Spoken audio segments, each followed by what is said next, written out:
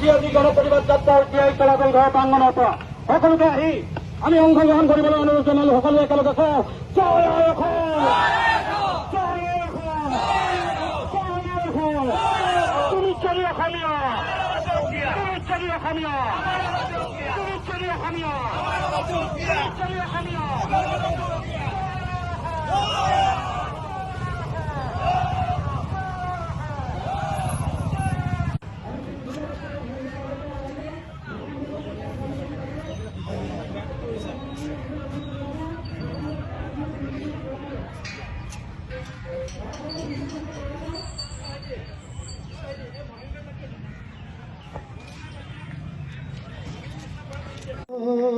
বুকুত ওজাই আহিছ মৰখা কৰিছ আজি শৰাই ঘাট তেজেৰে ধুম লাচিতে কৈছো মই। হ'ব, ধন্যবাদ। আপোনাৰ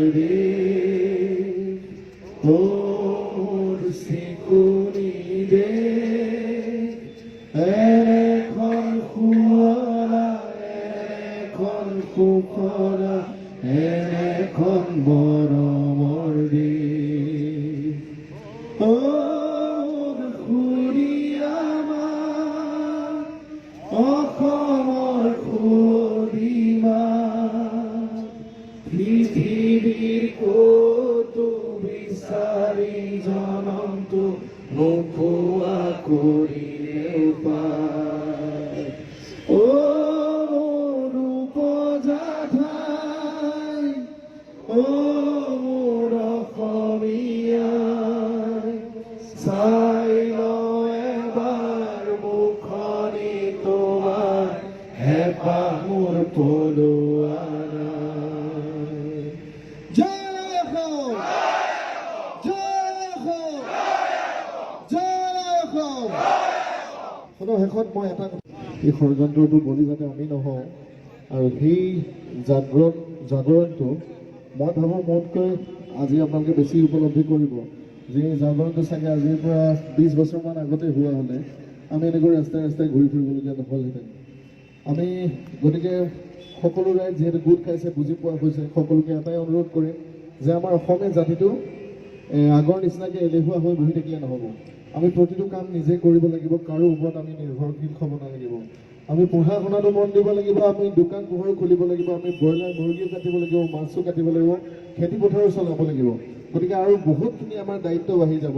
আৰু যেতিয়ালৈকে এইবিলাক কাম আমি 100% আমি নিজৰ মানুহৰে কৰিব নোৱাৰিম, তেতিয়ালৈকে কিন্তু অসমৰ পৰা বিদেশী যোৱাটো কেতিয়াও সম্ভৱ হৈ নুঠিব। সেয়া লাগিলে কা হওক বা নাহওক, এয়া আমাৰ দায়িত্ব।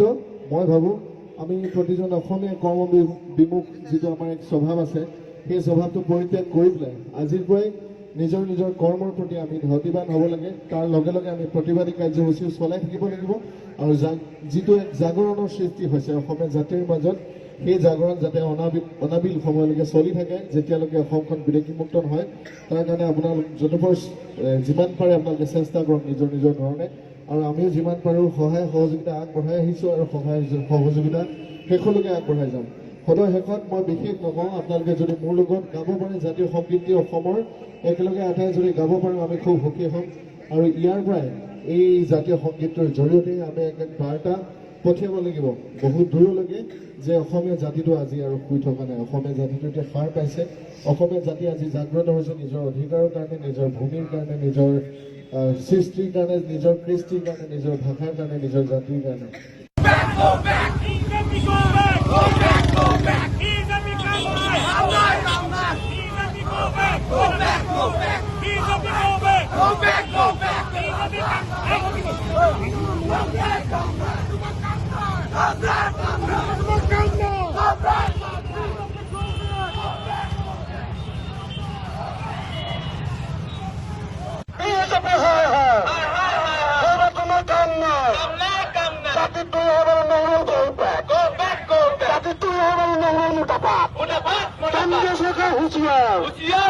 অসম চৰকাৰ হুঁচিয়াৰ, আমি নামানো, আমি নালাগে, আমি নুবুজো, আমি বুজে লাভ নাই।